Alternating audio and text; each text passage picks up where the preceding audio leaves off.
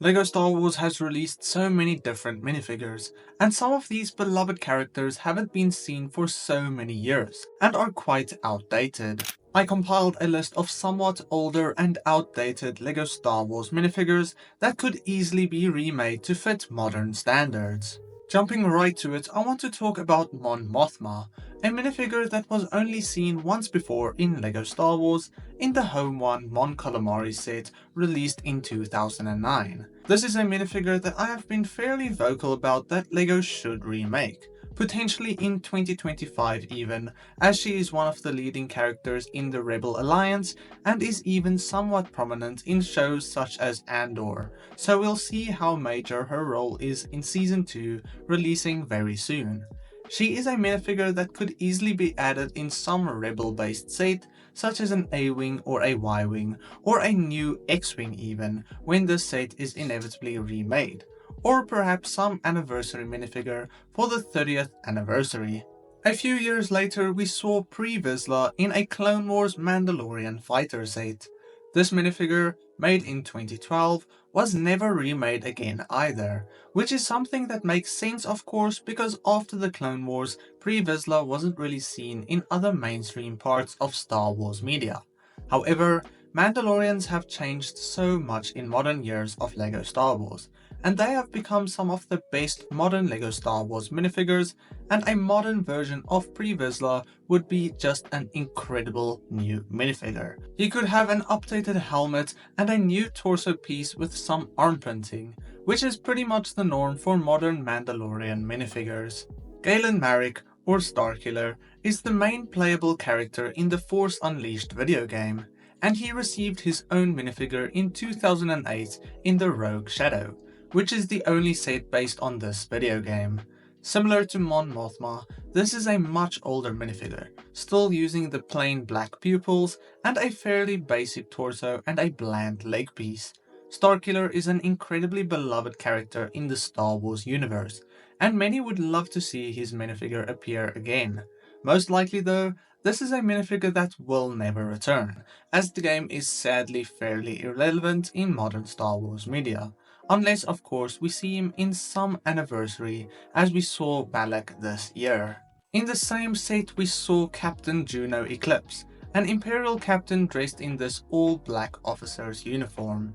This is probably one of the weirdest LEGO Star Wars minifigures, with a strange way of making her eyes and her bangs printed onto the headpiece, which doesn't look good at all.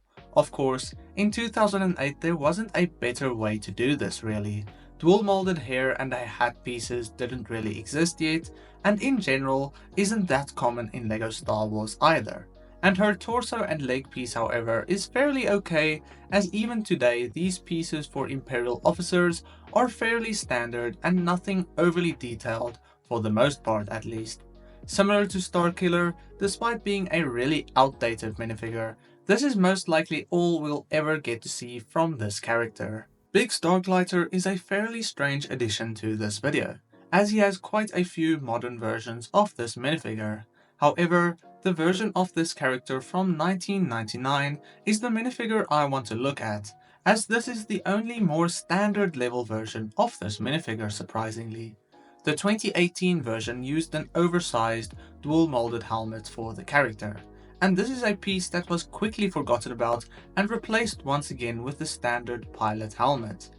There is also a listing of this minifigure with only its hairpiece that appeared in some book, so there is no modern version of this minifigure including his standard helmet piece, which is kinda strange as he is quite a popular rebel pilot from the original trilogy, and he could easily be remade in something such as an X-Wing once again. Zam Wesell is another character that has a really old minifigure that is incredibly outdated, with the only version appearing in the 2002 Bounty Hunter Pursuit. This is notably a minifigure so many people want to see remade in some way, but unfortunately is quite unlikely as she isn't as well known anymore, and the Attack of the Clones doesn't see that many sets other than Clone Trooper based things.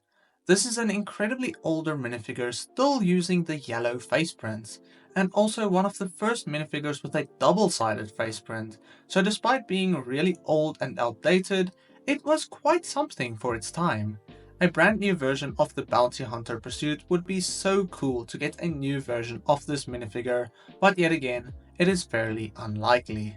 Savage Opress is a character I have been talking about quite a lot in recent videos, but once again, it is a really outdated minifigure from the Clone Wars era of LEGO sets. This minifigure was seen once before in 2011 in the Sith Nightspeeder, and he is quite a beloved minifigure despite being well over a decade old, and still using the older Clone Wars faceprints. We see so many new versions of Darth Maul every few years, so I think a new version of Savage Opress could easily be made and released in some set, finally bringing him to LEGO with the more standard look.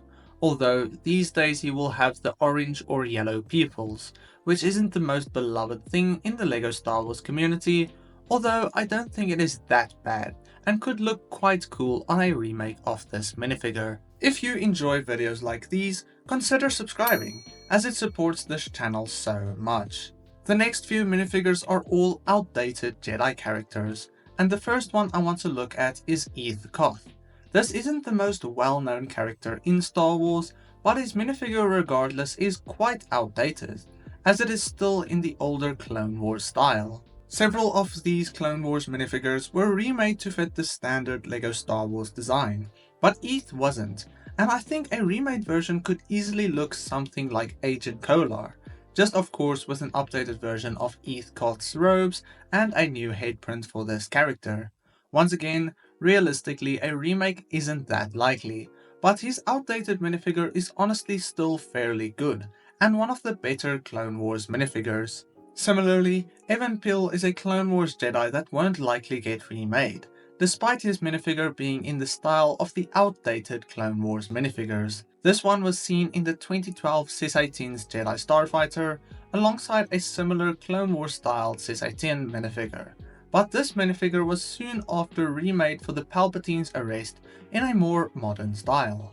Of course, after the Clone Wars, Evan Pill wasn't really seen again, so he isn't really prominent enough to remake unfortunately, but then again, similar to Eth Koth, his outdated minifigure design actually holds up today and doesn't look too bad at all, and I actually like this minifigure quite a lot. Kit Fisto is the final minifigure I want to look at in this video, and despite being a really popular and beloved LEGO Star Wars minifigure, he is actually fairly outdated.